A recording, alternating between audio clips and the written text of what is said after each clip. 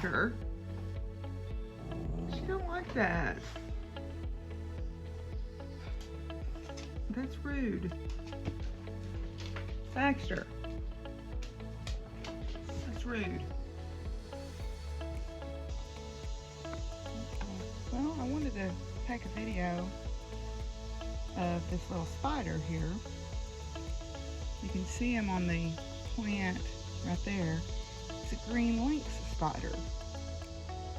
And he's been hanging out on these black-eyed Susans all summer. This is his domain, I guess. So instead of building a web, he just hangs out on these black-eyed Susans. Kind of a pretty spider. These peppers are doing really great. These are a peach sensation or something like that my friend Lisa gave me. The seedlings for, and they were just tiny little things when I got them, but they are really producing like crazy. And then these shishito peppers are also, they are just laden with peppers. Now, grasshoppers have got some of them here, you can see, but they are just loaded down with peppers, these plants are. So they have done really, really well. My friend Lisa gave me both of these plants, so I'm very excited about those. One of the reasons I grow flowers is because I like flowers, but these Tithonia, they're Mexican sunflowers or Tithonia, they have brought in so many beautiful creatures. The hummingbirds love them. I've seen at least 8 different species of butterfly. This is a variegated fritillary right here, having a feast. And I just heard a hummingbird fly behind my head, probably mad that I'm in the way here. There was a spice bush swallowtail on here earlier. Down here, this yellow one that's flitting around is a cloudless sulfur. There was a fire, here's a fiery skipper right here. So that's a fiery skipper. There's the cloudless sulfur. That's a little better look at them. So this is the advantage of the flowers. Here's another friend who just arrived. This is a sleepy orange. They have a dark band on the underside or the upper side of their wings, but you can't see it very well since they have them closed up right now. The skipper is still up here having a feast. The fritillary is still over there having a feast. Oh. Here they are together. Oh. Yes. So this is very exciting to me to have all these beautiful creatures here. Well, it is about midday on, this is Wednesday, August the 3rd. I have been to the feed store. I've been to the grocery store. I have run my errands this morning. I have found nothing in the live trap, even though it was tripped. So I don't know what that's about. Reset it. We'll see what happens. Anyway, so I've been outside taking some wonderful photographs of butterflies too and identifying them. Remember, I use the Seek app. I'll try to remember to put a picture in here of it. It's a great app for identifying plants and animals and insects and all sorts of things. And it links to iNaturalist, so you can participate in citizen science, which I really like that too. So I'll put some video in of the butterflies and things so you can see them, and maybe I'll put some pictures in identifying some of the butterflies that I've seen if y'all are interested. My friend Lori is actually the state butterfly expert, and she wrote this great book, Arkansas Butterflies and Moths, that I have. I'm sure there are books in your area that are comprehensive like this, but yeah, so my friend Lori is actually, her husband is the head interpreter, although he's about to retire at Mount Magazine State Park, and she's a good friend of mine. And yeah, great book, lots of good pictures, lots of good information in it. So yeah. Anyway, so I'll show you my progress on my doily. I got through the orange last night, and then I kind of went to bed early. I was reading a book, and I kind of went to bed early, but got through the orange, so I'm working on the yellow today, and we'll see how far I get. So I thought I would go ahead and do my cards really quick.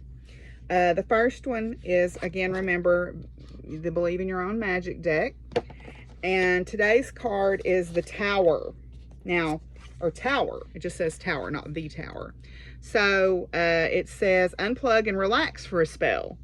And double entendre there, you know, spell or spell, you know. It's time you took a step back and spent some quality time with your one true best friend, yourself. Look up some yoga videos on YouTube, try out guided meditation, read a book from a genre you might not usually read. Take a morning stroll around your neighborhood and discover places you've never been before. When we take the time needed to recharge, we're paying the greatest respect to ourselves. I think that that is a very powerful phrase. When we take the time to recharge, we're paying the greatest respect to ourselves, because that is something we really don't do, particularly in this society. Recharging is very often seen as being lazy, and I dispute that. So taking time, people want to mock people who talk about self-care. It doesn't have to be bubble baths and going to the spa or whatever. It can be simply, I'm going to take a walk today, or I'm going to leave work on time today, or I'm going to take my entire lunch hour today. So yes, respect of self is very important, because if you don't respect yourself, nobody else is going to. As RuPaul says, if you don't respect yourself, how the hell you're going to respect anybody else, or whatever they say on Drag Race. The Power of Flowers deck now is Angel's Trumpet. Angel's Trumpet. So Angel's Trumpet, or Datura candida, and I have Datura growing out of my yard. Also called Brugmansia. This evergreen shrub is especially fragrant at night. Now this is a different species than what I have. I have the Jimson weed variety. Its tiny tubular flowers pointing downward toward the earth closely resemble trumpets, shimmering beautifully in the moonlight. In the face of life's inevitable changes, Angel's Trumpet heralds a time of transformation and rebirth, while ushering in a high awareness of spiritual ascendance and loosening the grip of ego identification, so that a pure heart and mind can be set free. It's especially helpful for those who resist letting go of material attachments. For it teaches the important lesson that surrender into spirit is the only way to true peace and freedom. Angel's Trumpet flowers bow humbly toward the earth, sounding a note of reverence to her sustenance and wisdom. It is through deep surrender to the personal will to control and dominate, that a new person may emerge out of the chaos and imbalance of human history. And Lord knows we have plenty of that right now. We're undergoing a time of great transformation on this planet. The core understanding of what it means to be a male, specifically, is being completely revamped, so that men may become balanced in heart and mind and find non-reactive solutions to the problem of survival in a world with limited resources and human perfection. So this is it's very timely. It goes along with all of the work that many people are doing, trying to deconstruct toxic masculinity and letting men know it's okay to feel things and to be vulnerable and all of that sort of thing. There's a lot of work that's being done around that, and you know, there's still a lot of pushback because the old ways are so deeply entrenched, because misogyny hurts men too. It just does. Misogyny hurts men too. Maybe as much as women. I don't know that, but it hurts men too. So for healing both men and women, Angel's Trumpet beckons you to surrender the areas of your life that are in need of reordering. Okay? It is reminding you that in the correct ordering of things, outer manifestation should come only as crowning of the inner being, for one has truly opened to joy and willingness to change. So the blessing mantra is, Angel's Trumpet, sound a note, new world man arise. Heal the wounded male within, make him whole, make him wise. So that's interesting. So yeah, I like that. Okay, so those are the cards for today. So I'm going to get back to seeing what's going on today. Got a lot of things I need to be doing, but I kind of just want to crochet. So we'll see what happens. Well, I got a package in the mail today, and I got a new deck. This is the White Light Oracle. So it's another Oracle deck that I'll need to work my way through. But it was just really beautiful. The designs in it were really beautiful, and especially the wolf card there. I really found that interesting. So yeah, got this today. I thought I would show you guys my progress on my cross stitch. Now, I have a little bit of a problem here on my cross stitch. It's not a huge one, but what I did is on this runes design, okay, so remember it's the runes and they're around Yggdrasil, or the world tree, are supposed to be a representation of Yggdrasil. So what I did was, the pattern actually had this rune, which is Fehu, moved. It was over here, and I wanted it at the top. So what I did was I just rotated the order of the letters, but somewhere I got a little bit off in my spacing. So my outer circle was too far away from my letters, and my letters started crowding in on the tree a little bit. I think what I'm going to do, I tried taking out part of the outer circle, but I'm afraid that I'm just going to fight the spacing issue. Fizzy, you and your tail. Fight the spacing issue all the way around. So I think what I'm going to do is just take out this and just leave the runes and the Fizzy and the tree, because I think that'll be, that's pretty well centered.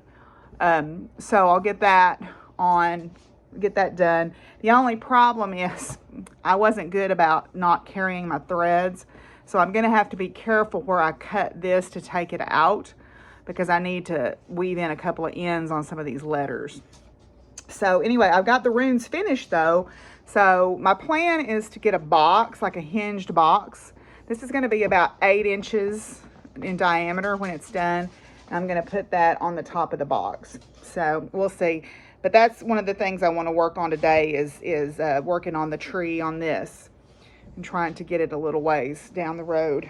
The other thing that I thought I would show you while I'm sitting here with my stuff is I am working on, I don't think I showed this on my last podcast, the Sweet November shawl. It is a free pattern on Ravelry. And it is, let me see if I can find the front cover. I've had this pattern for quite a while. It's by Carol Pierre, Sweet November Shawl. And it's one of those that's really easy to make bigger or smaller if you need to. And I'm in the middle of a row, of course, because I want to show it to you. So of course it's in the middle of a row. But at any rate, it's just a mesh design with a central spine. Okay, and then you build out the mesh from there. And then you put fringe on it. So this was one of the projects that I was using when I was in meetings and stuff like that to work on, give me something to do with my hands. This is being knit out of some alpaca angora. I believe that's what it is. This is some yarn I picked up at the Preston Rose Brewery Craft Fair a couple of falls. Well, it's before the pandemic, so it would have been fall 2019 when I was over there with Miss Betsy. This is 70% alpaca and 30% merino, and it's U.S. raised alpaca. There's some alpaca farmers that get together in sort of a co-op, and they have their fleece batch processed, and then they dye it. So I got 2 skeins of this. It's a DK weight, and I'm just going to use them completely up is what I'm going to do. So I'm almost done with the first skein. I've got about this much left, so I'm going to use that up and then put the fringes on it. So, but anyway, that's a free pattern on Ravelry. So yep, that's the things I've been kind of working on of late. You've seen some other things, but I thought I would just kind of catch y'all up on where I was at. I see you, Wren. I see you, Carolina Wren. I see you. Right up there.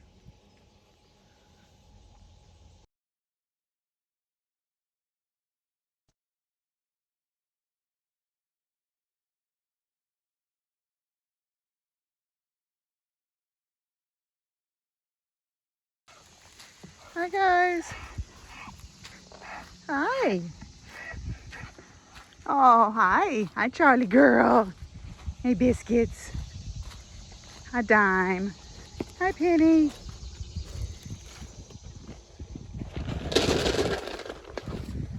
Hi, Biscuits. I'll get you some too. There you go. Can you reach it? Okay. Good boys and girls. Hi, Charlie girl. Hi, Penny. Hi, Dime. We miss old Sally, don't we? We miss Sally. We miss Sally. Well, I'm at the end of my day. I have fed and watered and took care of stuff outside and unloaded 600 pounds of feed. I was outside, and the video footage that I put in of the app, that's the Merlin birding app. It actually has a really good song recognition program. And what it'll do, there's only one bird, the Carolina wren, and I was pretty sure that's what it was, but I thought it'd be neat to show you guys. The Carolina wren, but if you had others, as they sing in the recording, it'll highlight them, and you can save the recording and go listen back so you can learn to bird by ear, which I think is pretty cool. I like learning all kinds of new stuff. I've had my shower, obviously, and I am going to work on my cross stitch because I have gotten over to the other side, and I have come to realize that the problem is not it's these letters right here. So I'm going to have to pick out these letters, probably at least these 3, maybe more, and move them up. I know this one is off by like a stitch. So if I move it up, anyway, so that's going to have to come out, but that'll be pretty easy because those are stitched individually. I did not carry my thread on those, I don't think. I hope not. But I'm going to have to at least pick these ones out. I'm going to try to leave these and see if I can live with that spacing. But anyway, so that's okay though. Patience is a virtue, right? That's what they tell me. I was listening to, I've been rewatching The West Wing, and one of the things that in the movie or in the show, Ainsley Hayes asks Sam Seaborn what he looks for in a president, and he said, "I'm looking for a mind at work." And that made me think about a conversation I had with some people. You know, I am notoriously poor at dating, and we've talked about this before. But one of the things that I have realized is when you read someone's stuff and it says, "I am tolerant, I am open-minded to people's views, blah, blah, blah," I'm not. And I don't want the person that I ultimately am going to try to date to be tolerant of everybody, or I can accept everybody, because no. No, there are some people that I will not be tolerant of. I mean, right out the gate, if you voted for Trump, no. No, just no. You know, I am not tolerant of white nationalists. I am not tolerant of Christian nationalists, the far right evangelicals that are calling for the death of LGBT plus community. I'm part of the queer community. I don't want to be shot in the back of the head like that one pastor notoriously has said. You know, no. That's one of the key things. You know, we've talked about they have to be supportive of this farm. They have to have at least an opinion. It doesn't have to be, you know, rabid, but at least a strong opinion about the things that are going on in the world. Being tolerant, or, "Oh, I just don't want to talk about it because I don't care," that's not good enough for me. That's just not good enough for me. So anyway, that occurred to me today when I was listening to him say that. I thought, yeah, I get that. I don't want somebody, as they said in that thing, that's good for all time zones. I want someone who speaks and feels and has a mind at work and has opinions and is a fully formed human being. Because I am working very hard to be my own fully formed human being myself. So if you're going to have a team of horses, they got to be evenly matched, or you ain't going to get nowhere. Anyway, so I am going to have some supper. I'm probably going to finish my tree and then pull these stitches out that I need, or pull the ones out that I need to. I know I'm going to have to take out at least 3. Maybe I won't have to take out too many more than that. But anyway, so that's where we're at. We're supposed to have a cool front come through tomorrow, maybe a little bit of rain, but the temperatures are going to cool off significantly. By significantly, I mean it's going to be in the 80s instead of the 90s and super humid. So I will see y'all tomorrow. Thanks for watching Vlogust. Bye.